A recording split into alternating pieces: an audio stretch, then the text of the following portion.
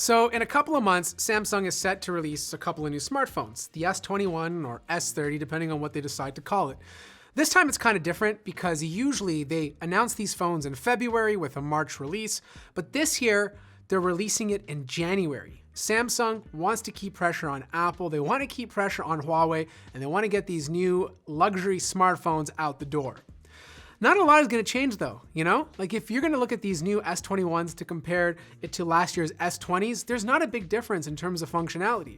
And this is not just specific to Samsung, this is pretty much every smartphone coming out today. The differences between the iPhone 11 to 12 are very small. The differences between the OnePlus 7 to OnePlus 8 are very small. And the same thing is holding true here with Samsung. Now there is one thing that I truly like about this design, and that's the S21's incorporation of the rear camera. You see, with the S20 Ultra, they have this big bump. It's an eyesore. And yes, you can put a case on it and it smooths everything out, but if you don't, it doesn't look that great.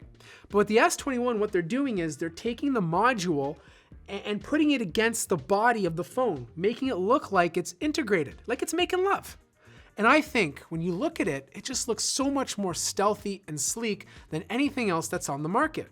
Now, of course, the display is still going to be bright and beautiful with Samsung's dynamic AMOLED technology. You're going to be able to choose between the S21 all the way up to the S21 Ultra with different screen sizes and big battery. You're going to have those crazy cameras that can shoot 100 times, 50 times, up to Mars that you'd expect on these smartphones. And I can bet you there's going to be a lot of new software features and gimmicks that Samsung introduces to help market these phones. But what really makes me excited, besides that design characteristic, is what's going to happen to the S20 FE. Sometimes I'll be walking across the street and people will be yelling at me, Matt!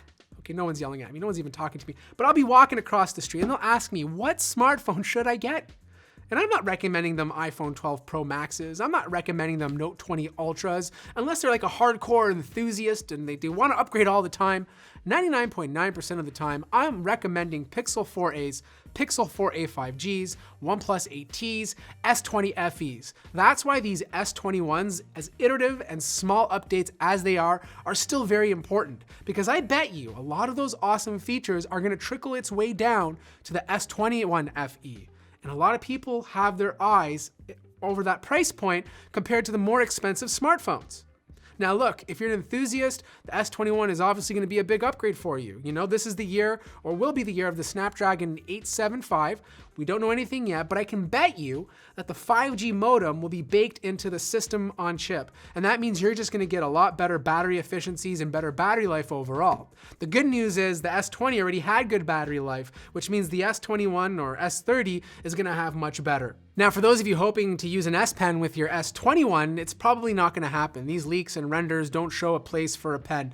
That's probably going to come at a later date, maybe the S40 or S22. But that's okay, you know? Like, look at these phones, appreciate them, even if they're expensive, okay? And it's not the phone you want because your budget's too low.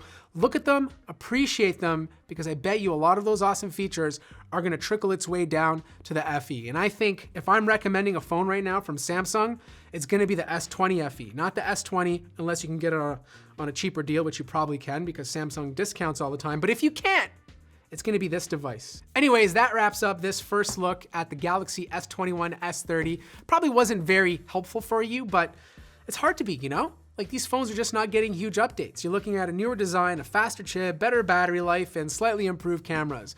But if you can wait for the S21 FE, because those, to me, are the most special phones out there. I hope everyone's doing okay, because if you are, I'd love if you hit the like button. Subscribe if you want to see a review on the S21 or S30 when it comes out next year. And I'll see you guys in the next video.